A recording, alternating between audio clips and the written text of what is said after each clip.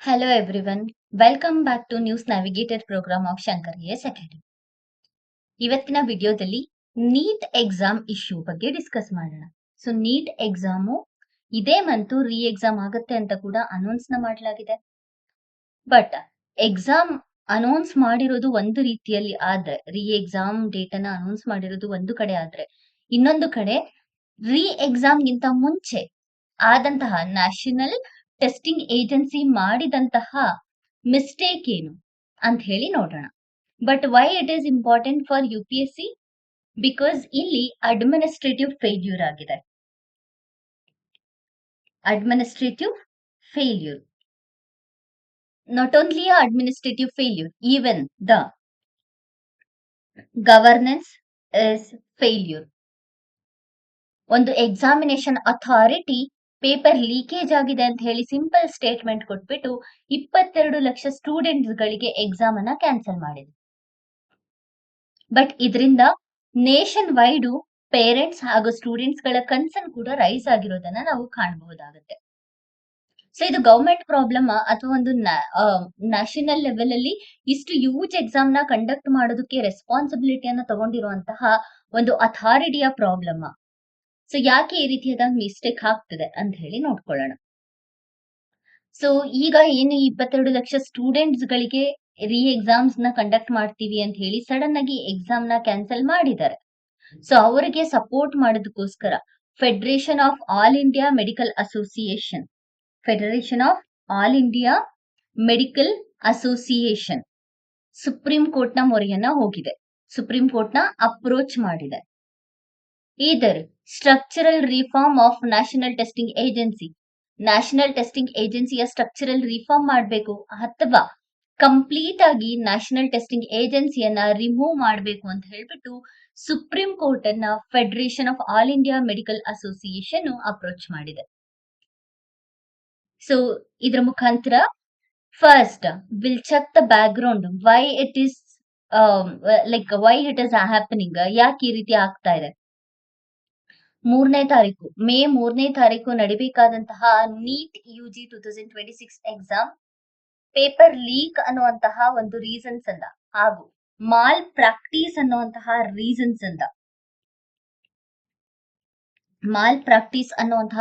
ಇಂದ ಈಗ exam postpone ಆಗಿದೆ.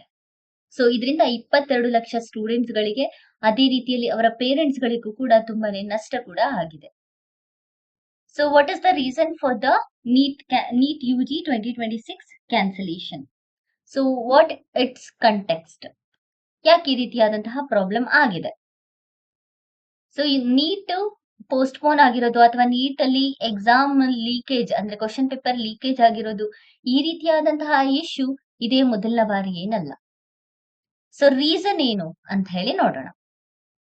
ನೀಟ್ ಯುಜಿ ಎಕ್ಸಾಮ್ಗೆ ರಾಜಸ್ಥಾನಲ್ಲಿ ಒನ್ ಆಫ್ ದ ಇನ್ಸ್ಟಿಟ್ಯೂಷನ್ ಏನ್ ಮಾಡ್ತದೆ ಅಂತ ಹೇಳಿದ್ರೆ ಒಂದು ಮೆಟೀರಿಯಲ್ ಅನ್ನ ರೆಡಿ ಮಾಡುತ್ತೆ. That material is called as guess work material. So ಆ ಗೆಸ್ ಪೇಪರ್ ಅಲ್ಲಿ ಏನಾಗಿದೆ ಅಂತ ಹೇಳಿದ್ರೆ, ಅಂದ್ರೆ ಎಕ್ಸಾಮ್ ಯಾವಾಗ ನಿಯರ್ ಬರುವಾಗ ಸ್ಪೆಷಲ್ ಆಪರೇಷನ್ ಗ್ರೂಪ್, ರಾಜಸ್ಥಾನಲ್ಲಿರುವಂತಹ ಒಂದು ಸ್ಪೆಷಲ್ ಆಪರೇಷನ್ ಗ್ರೂಪ್ ಏನ್ ಮಾಡುತ್ತೆ, ಬ್ಯಾಕ್ ಗ್ರೌಂಡ್ ಸರ್ಚ್ ಅನ್ನ ಮಾಡ್ಬಿಟ್ಟು ಗೆಸ್ ಪೇಪರ್ ಅನ್ನ ಪ್ರಿಪೇರ್ ಮಾಡ್ತಾರೆ. ಸೊ ಇದರಲ್ಲಿ ನೀಟ್ ಎಕ್ಸಾಮ್ ಅಲ್ಲಿ ಇರುವಂತಹ 410 ಕ್ವಶನ್ಸ್ ಗಳಲ್ಲಿ ಆಲ್ಮೋಸ್ಟ್ 120 ಕ್ವಶನ್ಸ್ ಗಳು ಡೈರೆಕ್ಟ್ ಆಗಿ ಈ ಒಂದು Rajasthan special operation group prepare ಮಾಡ್ತಿರುವಂತಹ ಒಂದು ಬುಕ್ಲೆಟ್ ಇಂದ ಬರ್ತಿದೆ. ಸೊ ಇದನ್ನ ನೋಡಿದಂತಹ ನ್ಯಾಷನಲ್ ಟೆಸ್ಟಿಂಗ್ ಏಜೆನ್ಸಿ ಈಗ ಎಕ್ಸಾಮ್ ಅನ್ನ ರೀ ಎಕ್ಸಾಮ್ ಮಾಡ್ಬೇಕು ಅಂತ ಹೇಳ್ಬಿಟ್ಟು ಎಕ್ಸಾಮ್ ಅನ್ನ ಡಿಸ್ಮಿಸ್ ಮಾಡಿದೆ. ಸೊ ಸೆಂಟ್ರಲ್ ಏಜೆನ್ಸಿ ಹಾಗೂ ಇನ್ವೆಸ್ಟಿಗೇಷನ್ ಫೈಂಡಿಂಗ್ಸ್ ಗಳಿಂದ ನ್ಯಾಷನಲ್ ಟೆಸ್ಟಿಂಗ್ ಏಜೆನ್ಸಿ ಈ ಒಂದು ಡಿಸಿಷನ್ ತಗೊಂಡಿತ್ತು. ಬಿಕಾಸ್ ಆಫ್ ದಿಸ್, ಇದರಿಂದ ಸ್ಟೂಡೆಂಟ್ಸ್ ಗಳಿಗೆ ಮತ್ತೆ ಪ್ರಾಬ್ಲಮ್ ಆಗುತ್ತೆ. ಬರೀ ಒಬ್ರು ಸ್ಟೂಡೆಂಟ್ಸ್ ಗಳು ಅಥವಾ ಯಾರ ಗೆಸ್ ವರ್ಕ್ ಪೇಪರ್ ಅನ್ನ ಸಾಲ್ವ್ ಮಾಡಿರ್ತಾರೆ ಅವ್ರಿಗೆ ಮಾತ್ರ ಆನ್ಸರ್ಸ್ ಗಳನ್ನ ಮಾಡ್ಲಿಕ್ಕೆ ಈಸಿ ಆಗತ್ತೆ ಅನ್ನೋ ಒಂದು ನಿಟ್ಟಿನಲ್ಲಿ ಎಲ್ರಿಗೂ ಕೂಡ ಈಕ್ವಲ್ ಅಪರ್ಚುನಿಟಿ ಬೇಕು, ಎಲ್ರು ಕೂಡ ಈಕ್ವಲ್ ಆಗಿ ಇರಬೇಕು ಅಂತ ಹೇಳ್ಬಿಟ್ಟು ನ್ಯಾಷನಲ್ ಟೆಸ್ಟಿಂಗ್ ಏಜೆನ್ಸಿ ಈ ಎಕ್ಸಾಮ್ ಅನ್ನ ಪೋಸ್ಟ್ಪೋನ್ ಮಾಡುತ್ತೆ. ಸೊ NTA ಇದಕ್ಕೆ ಸಪೋರ್ಟಿಂಗ್ ಆಗಿ ಏನ್ ಹೇಳ್ತಿದೆ ಅಂತ ಹೇಳಿದ್ರೆ, NTA ಪ್ರಕಾರ ನ್ಯಾಷನಲ್ ಎಕ್ಸಾಮಿನೇಷನ್ ಟ್ರಸ್ಟ್ ಮತ್ತೆ ಕ್ರೆಡಿಬಿಲಿಟಿಯನ್ನ ಕಾಪಾಡ್ಕೊಳ್ಳೋದಕ್ಕೋಸ್ಕರ. ಅಂದ್ರೆ ನ್ಯಾಷನಲ್ ಟೆಸ್ಟಿಂಗ್ ಏಜೆನ್ಸಿಯನ್ನ ಹೈಯರ್ ಮಾಡಿರೋದು ಅಥವಾ ಫಾರ್ಮೇಶನ್ ಮಾಡಿರೋದು ಏನಕ್ಕೆ? ಟೆಸ್ಟ್ ಅನ್ನ ಕಂಡಕ್ಟ್ ಮಾಡಕ್ಕೆ, ನೀಟ್ ಎಕ್ಸಾಮ್ಸ್ ಗಳನ್ನ ಕಂಡಕ್ಟ್ ಮಾಡೋದಕ್ಕೆ. ಕರೆಕ್ಟ್ ಅಲ್ವಾ? ಸೊ ಅದರ ಮೇಲೆ ಸ್ಟೂಡೆಂಟ್ಸ್ ಗಳು ಮತ್ತೆ ಪೇರೆಂಟ್ಸ್ ಗಳು ಇಟ್ಟಿರುವಂತಹ ನಂಬಿಕೆಯನ್ನ ಮತ್ತೆ ಅದರ ಕ್ರೆಡಿಬಿಲಿಟಿಯನ್ನ ಕಾಪಾಡ್ಕೊಳ್ಳೋದಕ್ಕೋಸ್ಕರ NTA ಈಗ ಎಕ್ಸಾಮ್ ಅನ್ನ ಪೋಸ್ಟ್‌ಪೋನ್ ಮಾಡಿದೆ. But the same will be reconducted without fresh registration or any additional fees. ಯಾವುದೇ ರೀತಿಯಾದಂತಹ ಅಡಿಷನಲ್ ಫೀಸ್ ಇರುವುದಿಲ್ಲ. ಹಾಗೆ ಯಾವುದೇ ರೀತಿಯಾದಂತಹ ಫ್ರೆಶ್ ರಿಜಿಸ್ಟ್ರೇಷನ್ ಇರೋದಿಲ್ಲ. ಬಟ್ ಹೊಸದಾಗಿ ಈಗ ಹಳೆಯ ಅಪ್ಲಿಕೇಶನ್ಗೆನೆ ಎಕ್ಸಾಮ್ ಅನ್ನ ಕಂಡಕ್ಟ್ ಮಾಡಲಾಗ್ತದೆ. ಸೊ ನೀಟ್ UG ಇದೇ ಮೊದಲು ಬಾರಿ ಈ ರೀತಿಯಾದಂತಹ ಕಾಂಟ್ರವರ್ಸಿಯನ್ನ ತಗೊಂಬಂದಿರೋದಾ?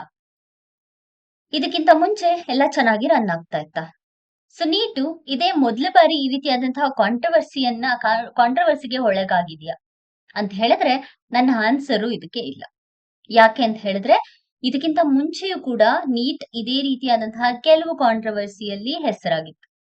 2024ರಲ್ಲೂ ಕೂಡ ರಿಸಲ್ಟ್ ಕಾಂಟ್ರವರ್ಸಿಯಿಂದ ನೀಟು ತುಂಬಾನೇ ಫೇಮಸ್ ಆಗಿತ್ತು. ಏನಿದು ರಿಸಲ್ಟ್ ಕಾಂಟ್ರವರ್ಸಿ ಅಂತ ಹೇಳಿದ್ರೆ 2022ನ ರಿಸಲ್ಟ್ ನ ನೋಡ್ಕೊಂಡ್ರೆ, ಸೊ 2022ರ ರಿಸಲ್ಟ್ ಪ್ರಕಾರ ಯಾವ ಸ್ಟೂಡೆಂಟ್ಸ್ ಗಳು ಕೂಡ ಔಟ್ ಆಫ್ ಔಟ್ ಅನ್ನ ತೆಗ್ದಿರ್ಲಿಲ್ಲ, which is nothing but 0 students ಗಳು ಔಟ್ ಆಫ್ ಔಟ್ ಅನ್ನ ತೆಗ್ದಿದ್ದಾರೆ. ಸೊ ಫುಲ್ ಮಾರ್ಕ್ಸ್ ಯಾರಿಗೂ ಕೂಡ ಬಂದಿಲ್ಲ. ಅದೇ 2023ರ ರಿಸಲ್ಟ್ ಅನ್ನ ನೋಡ್ಕೊಂಡ್ರೆ, ಸೊ 2023 ಪಾಸಿಬಿಲಿಟಿ, ಯಾಕಂದ್ರೆ 2 ಸ್ಟೂಡೆಂಟ್ ಗಳು ಮಾತ್ರ ಔಟ್ ಆಫ್ ಔಟ್ ಅನ್ನ ತಗೊಳ್ತಾರೆ. ಬಟ್ ಅದೇ 2024ರ ರಿಸಲ್ಟ್ ಕಾಂಟ್ರವರ್ಸಿ ಏನು ಅಂತ ಹೇಳಿದ್ರೆ, ಟಾಪ್ 100 ಸ್ಟೂಡೆಂಟ್ಸ್ ಗಳು ಅಂದ್ರೆ ಏನೆಲ್ಲ ರ್ಯಾಂಕ್ ಬಂದಿರುತ್ತೆ ಅದರ ಟಾಪ್ 100 ಸ್ಟೂಡೆಂಟ್ಸ್ ಗಳಲ್ಲಿ ಆಲ್ಮೋಸ್ಟ್ 67 ಸ್ಟೂಡೆಂಟ್ಸ್ ಗಳು ಔಟ್ ಆಫ್ ಔಟ್ ಮಾರ್ಕ್ಸ್ ಅನ್ನ ತೆಗ್ದಿರುವಂತಹ ಸ್ಟೂಡೆಂಟ್ಸ್ ಗಳು. ಸೊ 67 ಸ್ಟೂಡೆಂಟ್ಸ್ ಗಳಿಗೆ ಔಟ್ ಆಫ್ ಔಟ್ ಬಂದಿದೆ. ಸೊ ಇದರಿಂದ ಸಿವಿಯರ್ ರ್ಯಾಂಕ್ ಇನ್ಫ್ಲೇಷನ್ಸ್ ಕೂಡ ಕ್ರಿಯೇಟ್ ಆಗತ್ತೆ. ಟಾಪ್ ಇನ್ಸ್ಟಿಟ್ಯೂಷನ್ಸ್ ಗಳ ನಡುವೆ ಇಲ್ಲಿ ಗದ್ದಲ ಕೂಡ ಶುರುವಾಗುತ್ತೆ. ಹಾಗೆಯೇ ಟಾಪ್ ಇನ್ಸ್ಟಿಟ್ಯೂಟ್ಸ್ ಗಳ ನಡುವೆ ಕಾಂಪಿಟೇಷನ್ಸ್ ಕೂಡ ಕ್ರಿಯೇಟ್ ಆಗುತ್ತೆ. ಸೊ ಇದು 2024 ಅಲ್ಲಿ ನಡೆದಂತಹ ಒಂದು ಕಾಂಟ್ರವರ್ಸಿ. 2024 ಅರೌಂಡ್ 13 ಲ್ಯಾಕ್ ಸ್ಟೂಡೆಂಟ್ಸ್ ಗಳು ಮೆಡಿಕಲ್ಗೆ ಕ್ವಾಲಿಫೈ ಕೂಡ ಆಗಿದ್ರು. ಬಟ್ ಅದ್ರಲ್ಲಿ ಅವ್ರಿಗೆ ಸೀಟ್ ಸಿಕ್ಕಿದ್ದು ಎಷ್ಟು ಜನಕ್ಕೆ ಗೊತ್ತಾ? 13 ಲಕ್ಷ ಸ್ಟೂಡೆಂಟ್ಸ್ ಗಳಲ್ಲಿ ನಮ್ಮಲ್ಲಿ ಸೀಟ್ ಇದ್ದಿದ್ದು ಜಸ್ಟ್ 1.1 ಲ್ಯಾಕ್ MBBS ಸೀಟ್ಸ್ ಮಾತ್ರ. ಸೊ ಅವೈಲೇಬಲ್ ಸೀಟ್ಸ್ ಗಳು even including the private sector, government along with the private sector, we were having just 1.1 lakh MBBS seats. So what about the remaining students? Medical institutions ಗಳಲ್ಲಿ ಇನ್ನ ಉಳಿದಿರುವಂತಹ students ಗಳಿಗೆ seats availability ಇರಲಿಲ್ಲ. Also 2024ರ investigation ಪ್ರಕಾರ almost 155 students ಗಳಿಗೆ paper leakage ಆಗಿತ್ತು. 155 students ಗಳಿಗೆ exam conduct ಆಗೋದಕ್ಕಿಂತ ಮುಂಚೆಯೇ paper ಸಿಕ್ಕಿತ್ತು. ಸೊ ಇದು ಮೇಜರ್ ಕಾಂಟ್ರವರ್ಸಿ. ಇನ್ವೆಸ್ಟಿಗೇಷನ್ ರಿಪೋರ್ಟ್ ಪ್ರಕಾರ ಈ ಒಂದು ಇಶ್ಯೂ ಹೊರಗಡೆ ಬರುತ್ತೆ. ಬಟ್ ಆಲ್ರೆಡಿ ಇದರಿಂದ ಸ್ಟೂಡೆಂಟ್ಸ್ ಗಳು ಬೆನಿಫಿಟ್ ತಗೊಂಡ್ರು ಕೂಡ ಇದು ಊಹಾಪೋಹ ಇರ್ಬೋದು ಅಂತ ಹೇಳ್ಬಿಟ್ಟು ಇದನ್ನ ಮುಂದೂಡ್ಲಾಗತ್ತೆ. ಸುಪ್ರೀಂ ಕೋರ್ಟ್ ಕೂಡ ಇದಕ್ಕೆ ಯಾವುದೇ ರೀತಿಯಾದಂತಹ ಡೆಸಿಷನ್ ಅಥವಾ ಇಂಟರ್ವೆನ್ಷನ್ಸ್ ನ ಮಾಡೋದಿಲ್ಲ. ಬಟ್ ಅಗೇನ್ ಸ್ಟೂಡೆಂಟ್ಸ್ ಇಂದ ಈವನ್ ದ ಪೇರೆಂಟ್ಸ್ ಇಂದ ಕೂಡ ಅಲಿಗೇಷನ್ ಕೂಡ ಬರ್ಲಿಲ್ಲ ಆ ಟೈಮಲ್ಲಿ, ಈಗ ಇಶ್ಯೂ ಕ್ರಿಯೇಟ್ ಆಗಿರೋ ತರ. ಸೊ ರೀ ಎಕ್ಸಾಮ್ ಅಥವಾ ರೀ ಟೆಸ್ಟ್ ನ 2024ರ ಈ ಒಂದು ಇಶ್ಯೂ ಅಂಡರ್ ಅಲ್ಲಿ ಕಂಡಕ್ಟ್ ನ ಮಾಡೋದಿಲ್ಲ. ಸೊ 2024ರಲ್ಲಿ both paper leak plus top 100 student rank, ಈ ಎರಡೂ ರೀತಿಯಾದಂತಹ ಇಶ್ಯೂ ಕ್ರಿಯೇಟ್ ಆಗಿದ್ದನ್ನ ನಾವು ನೋಡಬಹುದಾಗುತ್ತೆ.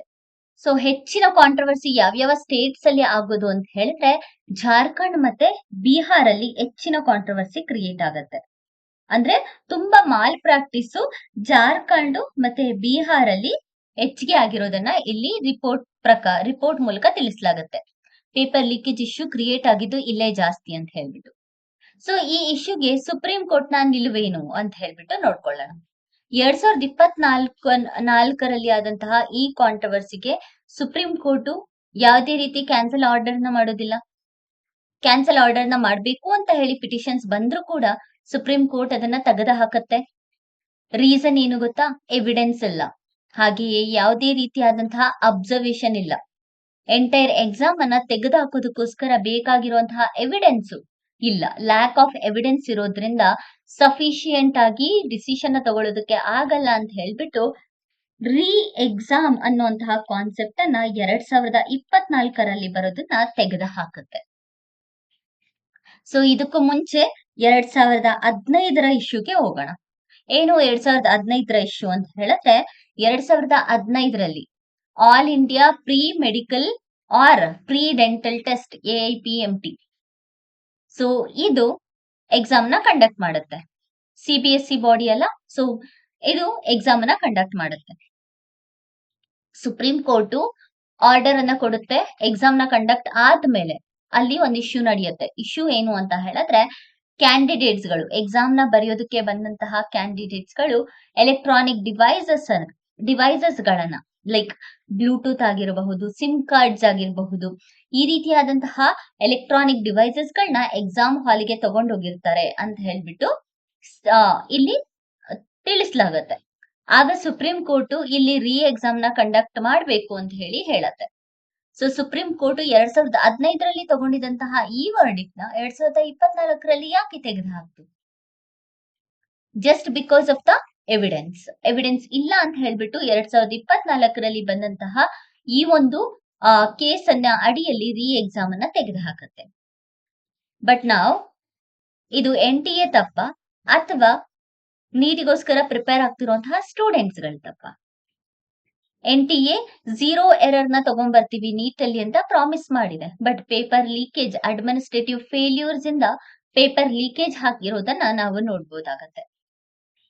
NTA 0 ಎರರ್ ನ ನೀಟ್ ಆಸ್ಪಿರೆಂಟ್ಸ್ ಗೆ ಪ್ರಾಮಿಸ್ ಮಾಡಿದೆ. ಬಟ್ ಯಾಕೆ ಈ ಪ್ರಾಮಿಸ್ ಅನ್ನ ಬ್ರೇಕ್ ಮಾಡ್ತಿದೆ ಅಂತ ಕೂಡ ನೋಡ್ಕೊಳ್ಳೋಣ.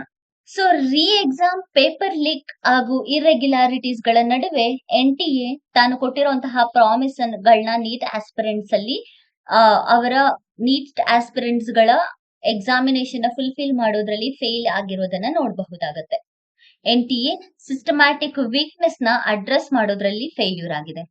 2024ರ ನೀಟ್ ಕಾಂಟ್ರವರ್ಸಿಯ ನಂತರ ಆ ಸಮಯದಲ್ಲಿ ಇದ್ದಂತಹ ನ್ಯಾಷನಲ್ ಟೆಸ್ಟಿಂಗ್ ಏಜೆನ್ಸಿ ಅಂದ್ರೆ 2024ರಲ್ಲಿ ಕಾಂಟ್ರವರ್ಸಿ ಆಯ್ತಲ್ವಾ, ಆಗ ರೀ ಎಕ್ಸಾಮ್ ಆಗೋದಿಲ್ಲ. ಬಟ್ ನ್ಯಾಷನಲ್ ಟೆಸ್ಟಿಂಗ್ ಏಜೆನ್ಸಿಯಲ್ಲಿ ಇದ್ದಂತಹ ಮುಖ್ಯಸ್ಥರನ್ನ, ಚೇರ್ಪರ್ಸನ್ ಅಥವಾ ಹೆಡ್ ಅಂತಾನೆ ಕರಿಬಹುದು, ಅವರನ್ನ ನ್ಯಾಷನಲ್ ಟೆಸ್ಟಿಂಗ್ ಏಜೆನ್ಸಿಯಿಂದ ತೆಗೆದುಹಾಕಲಾಗತ್ತೆ. ಸೊ ಅವರನ್ನ ತೆಗೆದುಹಾಕಿದ್ಮೇಲೆ ಇಲ್ಲಿಯ ತನಕ ನ್ಯಾಷನಲ್ ಟೆಸ್ಟಿಂಗ್ ಏಜೆನ್ಸಿಯಲ್ಲಿ ಯಾವುದೇ ರೀತಿಯಾದಂತಹ ಚೇರ್ಪರ್ಸನ್ಸ್ ಇಲ್ಲ. ಸೊ ತುಂಬಾ ಜನ ಹೇಳ್ತಿರೋದೇನು ಅಂತ ಹೇಳಿದ್ರೆ ನ್ಯಾಷನಲ್ ಟೆಸ್ಟಿಂಗ್ ಏಜೆನ್ಸಿಯಲ್ಲಿ ಪ್ರಾಪರ್ ಆಗಿರುವಂತಹ ಮೆಂಬರ್ಸ್ ಅಥವಾ ಚೇರ್ಪರ್ಸನ್ ಇಲ್ಲದೆ ಇರೋದ್ರಿಂದ, lack of leadership and also the administrative failures ಇಂದ national testing agency can't fulfil the NEET aspirants promises ಅಂತ ಹೇಳಿ ಹೇಳಲಾಗ್ತದೆ. ಸೊ ಇದರಿಂದ ಏನಾಗುತ್ತೆ, ಲೈಕ್ ಕಂಟಿನ್ಯೂಟಿ ಮತ್ತೆ ಇನ್ಸ್ಟಿಟ್ಯೂಷನಲ್ ಅಕೌಂಟಬಿಲಿಟಿ ಇದೆಲ್ಲದು ಕೂಡ ರೆಡ್ಯೂಸ್ ಆಗ್ತಾ ಬರುತ್ತೆ. ಆಫ್ಟರ್ ದಿಸ್ ಹೊಸ ಲೀಡರ್ಶಿಪ್ ನ ಜೊತೆ ನ್ಯಾಷನಲ್ ಟೆಸ್ಟಿಂಗ್ ಏಜೆನ್ಸಿ ಸ್ಟ್ರಿಕ್ಟ್ ಆಗಿ 0 ಎರರ್ ಅಂಡ್ 0 ಟಾಲರೆನ್ಸ್ ಅಪ್ರೋಚ್ ನ ಕೂಡ ತರುತ್ತೆ. ಹಾಗೂ which claimed the robust security measures for NEET UG 2026. NEET NTA announce ಮಾಡಿತ್ತೆ ನೀಟ್ UG ಅಲ್ಲಿ ಯಾವುದೇ ರೀತಿಯಾದಂತಹ ಪ್ರಾಬ್ಲಮ್ಸ್ ಕ್ರಿಯೇಟ್ ಆಗಲ್ಲ ಅಂತ. ಈವನ್ ಸ್ಟ್ರಿಕ್ಟ್ ಸೆಕ್ಯೂರಿಟಿ ಮೆಷರ್ಸ್ ಗಳನ್ನ ತರ್ತೀವಿ ಅಂತ ಕೂಡ ಹೇಳಿದೆ.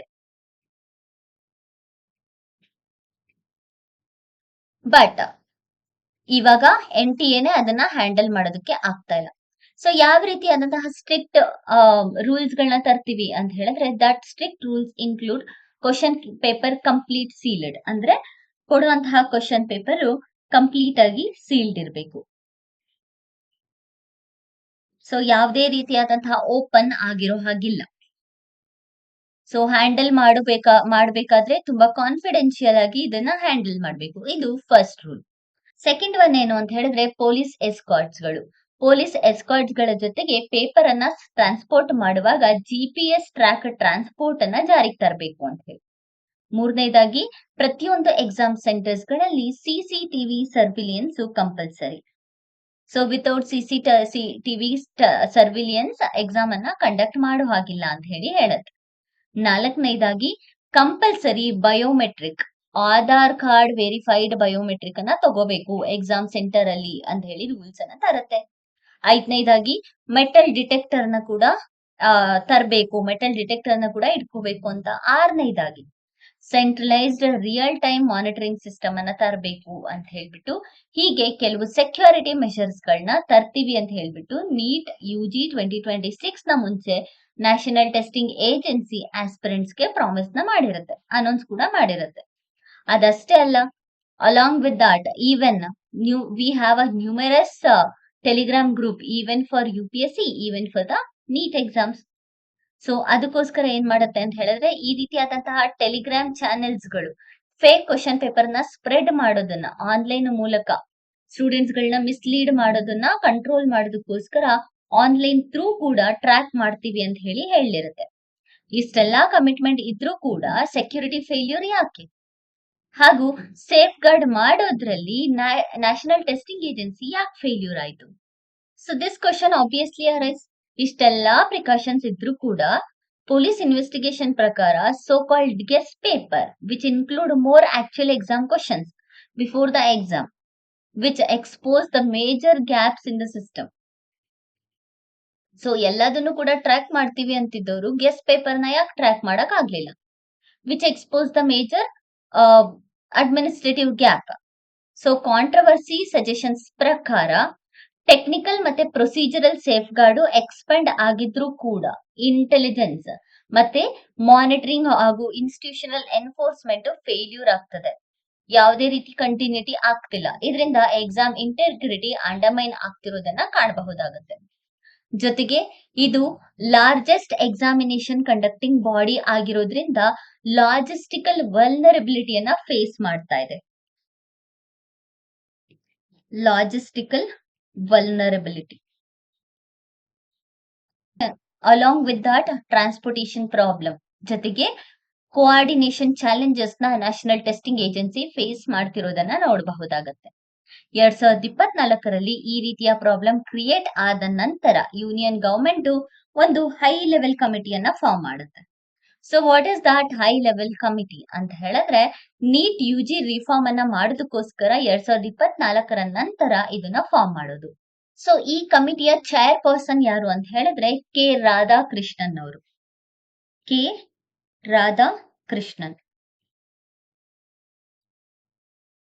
ಸೊ ಕೆ ರಾಧಾಕೃಷ್ಣನ್ ಅವರು ಇಸ್ರೋ ಚೇರ್ಮನ್, ಅವರೇ ಈ ಕಮಿಟಿಯ ಚೇರ್ಪರ್ಸನ್ ಆಗಿ ನೇಮಕವನ್ನ ಆಗ್ತಾರೆ. Hence it is famously called as K. Radhakrishnan Committee.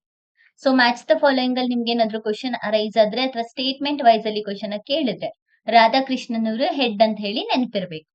But ಈ ಕಮಿಟಿಯ ರೆಕಮೆಂಡೇಶನ್ ನ ಇಲ್ಲಿ ತನಕ ಇಂಪ್ಲಿಮೆಂಟ್ ಮಾಡಿಲ್ಲ. ಬಟ್ ಕಮಿಟಿ ಏನೆಲ್ಲಾ ರೆಕಮೆಂಡೇಶನ್ ಕೊಟ್ಟಿತ್ತು ಅಂತ ಹೇಳಿ ನೋಡ್ಕೊಳ್ಳೋಣ. ಮೊದಲನೇದಾಗಿ computer based test CBT. So ಇವಾಗ ಏನ್ ಬ್ಯಾಂಕಿಂಗ್ ಎಕ್ಸಾಮ್, ರೈಲ್ವೆ ಎಕ್ಸಾಮ್ಸ್ ಗಳಿಗೆ ಪೆನ್ ಅಂಡ್ ಪೇಪರ್ ಇಂದ CBT ಗೆ ಮೂವ್ ಆಗಿದ್ದಾರೆ.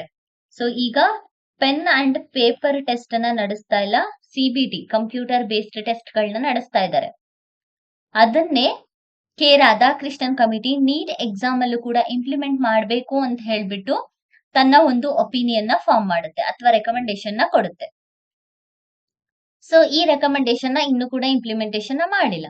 ಇದರಿಂದ ಅಡ್ವಾಂಟೇಜ್ ಏನು ಅಂತ ಹೇಳಿದ್ರೆ ಫಿಸಿಕಲ್ ಪೇಪರ್ ಹ್ಯಾಂಡಲಿಂಗ್ ನ ಮತ್ತೆ ಪೇಪರ್ ಲೀಕೇಜ್ ಅನ್ನ ರೆಡ್ಯೂಸ್ ಮಾಡಕ್ಕೆ ಹೆಲ್ಪ್ ಆಗುತ್ತೆ. ಸೊ ಪೇಪರ್ ಲೀಕೇಜ್ ಮಿನಿಮೈಸ್ ಆದ್ರೆ ಆಬ್ವಿಯಸ್ಲಿ ಸೆಕ್ಯೂರಿಟಿ ಇನ್ಕ್ರೀಸ್ ಆಗುತ್ತೆ. ಅಷ್ಟೇ ಅಲ್ಲ, ಇದರಿಂದ ಪ್ರಿಂಟಿಂಗ್ ಕಾಸ್ಟ್ ರೆಡ್ಯೂಸ್ ಆಗುತ್ತೆ ಅಂಡ್ ಆಲ್ಸೋ ಎನ್ವಿರಾನ್ಮೆಂಟಲ್ ಕೂಡ ಪ್ರೊಟೆಕ್ಟ್ ಆಗುತ್ತೆ.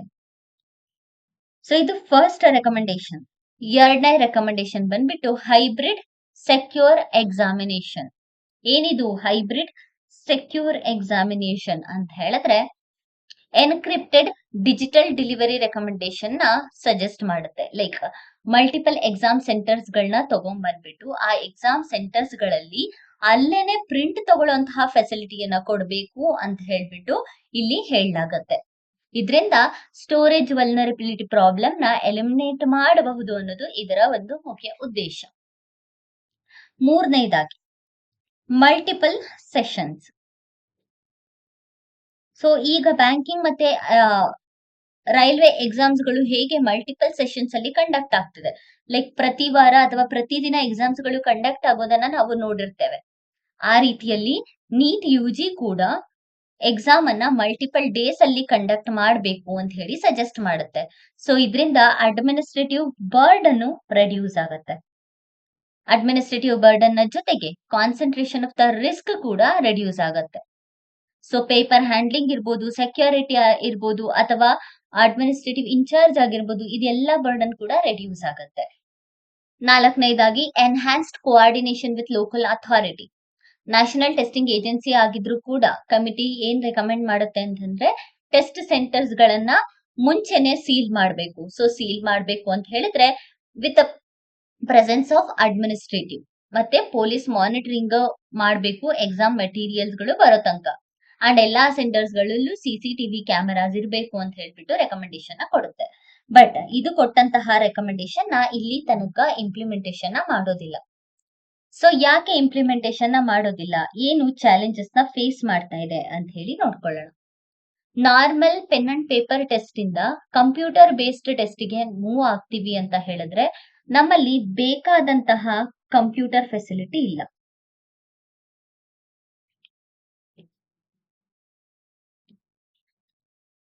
ಅದಕ್ಕೆ ಬೇಕಾದಂತಹ ಇಂಟರ್ನೆಟ್ ಫೆಸಿಲಿಟಿ ಕೂಡ ಇಲ್ಲ.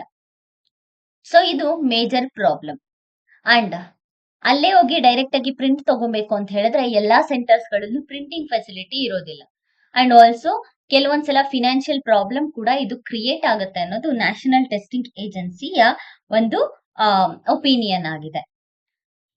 But what can be done, ಇದನ್ನ ಓವರ್ಕಮ್ ಮಾಡ್ಬೇಕು ಅಂದ್ರೆ, ಬಿಕಾಸ್ ಇದು ಒಂದು ನೀಟ್ ಎಕ್ಸಾಮ್ದು ಮಾತ್ರ ಪ್ರಾಬ್ಲಮ್ ಅಲ್ಲ, even the state government exams are facing the same problem. ಇದನ್ನ ಅವಾಯ್ಡ್ ಮಾಡ್ಬೇಕು ಅಂತ ಹೇಳಿದ್ರೆ ವಾಟ್ ಕ್ಯಾನ್ ಬಿ ಡನ್, ಮೊದಲನೇದಾಗಿ ಗ್ರಾಜುಯಲ್ ಆಗಿ ಪೆನ್ ಅಂಡ್ ಪೇಪರ್ ಟೆಸ್ಟ್ ಇಂದ ಗ್ರಾಜುಯಲಿ ಕಂಪ್ಯೂಟರ್ ಬೇಸ್ಡ್ ಟೆಸ್ಟ್ ಗೆ ಮೂವ್ ಆಗಬೇಕು. ಇದಕ್ಕೆ ಬೇಕಾಗಿರುವಂತಹ ಡಿಜಿಟಲ್ ಇನ್ಫ್ರಾಸ್ಟ್ರಕ್ಚರ್ ಅನ್ನ ಸಿಬಿಟಿ ಕೆಪಬಲ್ ಸೆಂಟರ್ಸ್ ಗಳನ್ನ ಗವರ್ಮೆಂಟ್ ಬಿಲ್ಡ್ ಮಾಡಬೇಕು. ಎರಡನೇದಾಗಿ strengthening the public examination. So examination authorities ಗಳನ್ನ ಪ್ರಾಪರ್ ಆಗಿ ಬಿಲ್ಡ್ ಮಾಡಬೇಕು. ಅಷ್ಟೇ ಅಲ್ಲ, strengthening the public examination act 2024 in public examination prevention of unfairness act 2024 ಅನ್ನ ಫ್ರಾಡ್ಸ್ ಗಳನ್ನ ಕಂಟ್ರೋಲ್ ಮಾಡೋದಕ್ಕೆ ಇನ್ನು ಕೂಡ ಸ್ಟ್ರೆಂಥನ್ ಮಾಡಬೇಕು. ಇದರಿಂದ ಅಕೌಂಟಬಿಲಿಟಿಯನ್ನ ಇನ್ಕ್ರೀಸ್ ಮಾಡಬಹುದು. ಜೊತೆಗೆ ಫ್ರಾಡ್ ಮಾಡೋರಿಗೆ ಸ್ಟ್ರಿಂಜೆಂಟ್ ಪೆನಾಲ್ಟಿಯನ್ನ ಇಂಪೋಸ್ ಮಾಡಬೇಕು ಅನ್ನೋದನ್ನ ವೇ ಫಾರ್ವರ್ಡ್ ಅಲ್ಲಿ ಯೂಸ್ ಮಾಡಬಹುದು. ನಂತರ ಅಟಾನಮಸ್ ನ್ಯಾಷನಲ್ ಎಕ್ಸಾಮಿನೇಷನ್ ಅಥಾರಿಟಿ, ಒಂದು ಅಟಾನಮಸ್ ನ್ಯಾಷನಲ್ ಎಕ್ಸಾಮಿನೇಷನ್ ಅಥಾರಿಟಿಯನ್ನ ತಗೊಂಡ್ ಬಂದ್ಬಿಟ್ಟು ಅದರಲ್ಲಿ ಸೈಬರ್ ಸೆಕ್ಯೂರಿಟಿ ಎಕ್ಸ್ಪರ್ಟ್ಸ್ ಗಳಾಗಿರ್ಬೋದು, ಸೈಕೋಮೆಟ್ರಿಷಿಯನ್ಸ್ ಆಗಿರಬಹುದು, ಡಿಜಿಟಲ್ ಆಡಿಟ್ ಟೀಮ್ಸ್ ಆಗಿರ್ಬೋದು, ಮತ್ತೆ ಅಕಾಡೆಮಿಕ್ ಸ್ಪೆಷಲಿಸ್ಟ್ ಗಳು ಅಥಾರಿಟಿ ಇಂಪ್ರೂವ್ ಮಾಡೋದಕ್ಕೆ, ಟ್ರಾನ್ಸ್ಪರೆನ್ಸಿಯನ್ನ ಅಚೀವ್ ಮಾಡೋದಕ್ಕೆ ಈ ರೀತಿಯಾದಂತಹ ಪ್ರೊಫೆಷನಲ್ಸ್ ಗಳ ಅವಶ್ಯಕತೆ ಇದೆ ಅನ್ನೋದನ್ನ ವೇ ಫಾರ್ವರ್ಡ್ ಅಲ್ಲಿ ಆಡ್ ಮಾಡಬಹುದು. ಸೊ ಇದಿಷ್ಟು ನೀಟ್ ಕಾಂಟ್ರವರ್ಸಿಯ ಬಗ್ಗೆ.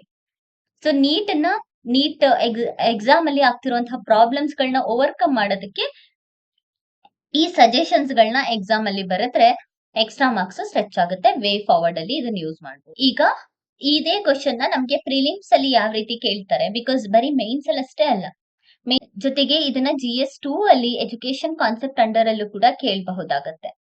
ಅಂಡ್ ನ್ಯಾಷನಲ್ ಟೆಸ್ಟಿಂಗ್ ಏಜೆನ್ಸಿ ಇನ್ನೊಂದು ಅಟಾನಮಸ್ ಬಾಡಿ ಆಗಿ ಕ್ರಿಯೇಟ್ ಮಾಡಿದ್ರೆ ಹೇಗೆ ಅದನ್ನ ಹ್ಯಾಂಡಲ್ ಮಾಡುತ್ತೆ, ಅದಕ್ಕೆ ಫಿನಾನ್ಷಿಯಲ್ ಸಪೋರ್ಟ್ ಬೇಕು, ಜೊತೆಗೆ ಇನ್ಫ್ರಾಸ್ಟ್ರಕ್ಚರಲ್ ಸಪೋರ್ಟ್ ಬೇಕು, ಸ್ಟಾಫ್ ಇಂಪ್ಲಿಮೆಂಟೇಷನ್ ಅಥವಾ ಸ್ಟಾಫ್ ನ ಕೂಡ ಸ್ಟ್ರೆಂಥನ್ ಮಾಡಬೇಕು, ಟ್ರೈನ್ಡ್ ಪ್ರೊಫೆಷನಲ್ಸ್ ಬೇಕು. ಈ ರೀತಿಯಾದಂತದ್ದನ್ನ ಕನ್ಕ್ಲೂಷನ್ ಅಲ್ಲಿ ಯೂಸ್ ಮಾಡಬೇಕು. ಸೊ ಇದಕ್ಕೆ ಒಂದು ಪ್ರಿಲಿಮ್ಸ್ ಕ್ವಶನ್ ನೋಡ್ಕೊಳ್ಳೋಣ.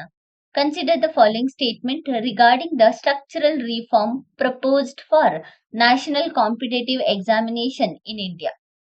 The K. Radhakrishnan Committee recommended a mandatory shift to computer-based testing to eliminate physical paper transit risk. So obviously, ಈ ಸ್ಟೇಟ್ಮೆಂಟ್ ಕರೆಕ್ಟ್. ಕೆ ರಾಧಾಕೃಷ್ಣನ್ ಕಮಿಟಿಯ ಮೊದಲ ರೆಕಮೆಂಡೇಶನ್ ಸಿಬಿಟಿ ಟೆಸ್ಟ್ ಗೆ ಮೂವ್ ಆಗೋದು. ಎರಡನೇದನ್ನ ನೋಡ್ಕೊಳ್ಳೋಣ. Normalization is a statistical method used to used exclusively to increase the score of candidates in difficult shift. ಇದು so ಈ statement wrong. Why? Because just ಇದು balance ಮತ್ತೆ ಸ್ಟ್ಯಾಂಡರ್ಡೈಸ್ ಮಾಡೋದಕ್ಕೆ ತಗೊಂಡ್ಬರ್ತಾರೆ ಅಂಡ್ ಎಕ್ಸ್ಕ್ಲೂಸಿವ್ಲಿ ಇನ್ಕ್ರೀಸ್ ಮಾಡೋದಕ್ಕೆ ಅಷ್ಟೇ ಅಲ್ಲ, ಈವನ್ ಡಿಫರೆಂಟ್ ಡಿಫಿಕಲ್ಟಿ ಲೆವೆಲ್ ಅನ್ನು ಕೂಡ ಇನ್ಕ್ರೀಸ್ ಮಾಡೋದಕ್ಕೆ ತಗೊಂಡ್ಬರ್ತಾರೆ. ಬರೀ ಸ್ಟೂಡೆಂಟ್ಸ್ ಕ್ಯಾಂಡಿಡೇಟ್ಸ್ ಡಿಫಿಕಲ್ಟಿ ಮಾತ್ರ ಅಲ್ಲ. ಸೊ ಹಾಗಾಗಿ second statement wrong. So second statement wrong ಅಂದ್ರೆ ಆನ್ಸರ್ ಬಂತು 1 and 3 only. But third option ನೋಡೋಣ. The Public Examination Prevention Unfair Means Act 2024 provides stringent penalty against organized cheating network.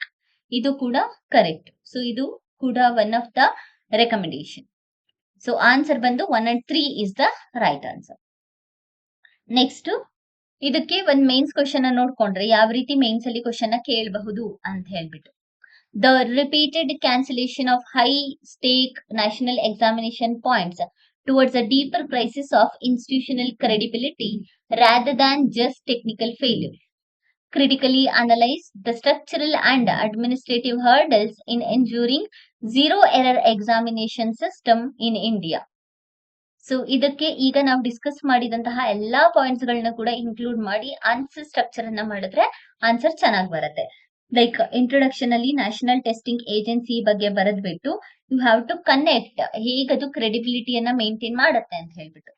Next ಬಾಡಿಗೆ ಬಂದಾಗ national testing ಏಜೆನ್ಸಿಯ problems ಏನು ಅಂದ್ರೆ ಏನೇನ್ challenges ನ face ಮಾಡ್ತಾ ಇದೆ ಅಂಡ್ ನ್ಯಾಷನಲ್ ಟೆಸ್ಟಿಂಗ್ ಏಜೆನ್ಸಿಯಿಂದ ಅಡ್ವಾಂಟೇಜ್ ಏನಿದೆ and also national testing agency reformation ಮಾಡೋದಕ್ಕೆ ಏನೆಲ್ಲ ಮಾಡ್ಬೋದು ಅನ್ನೋದನ್ನ ವೇ ಫಾರ್ವರ್ಡ್ ಅಲ್ಲಿ ಯೂಸ್ ಮಾಡ್ಬೋದು. ಅಂಡ್ ಕನ್ಕ್ಲೂಷನ್ ಲಾಸ್ಟ್ ಅಲ್ಲಿ. ಸೊ ಇದಿಷ್ಟು ಈ ಬಾರಿಯ ನೀಟ್ ಎಕ್ಸಾಮ್ ಕಾಂಟ್ರವರ್ಸಿಯ ಬಗ್ಗೆ. ಇದೇ ರೀತಿಯಾದಂತಹ ಹೆಚ್ಚಿನ ವಿಡಿಯೋಸ್ಗಾಗಿ ನಮ್ಮ ಚಾನೆಲ್ ನ ಶೇರ್ ಮಾಡಿ ಮತ್ತೆ ಸಬ್ಸ್ಕ್ರೈಬ್ ಮಾಡಿ. Thank you for watching.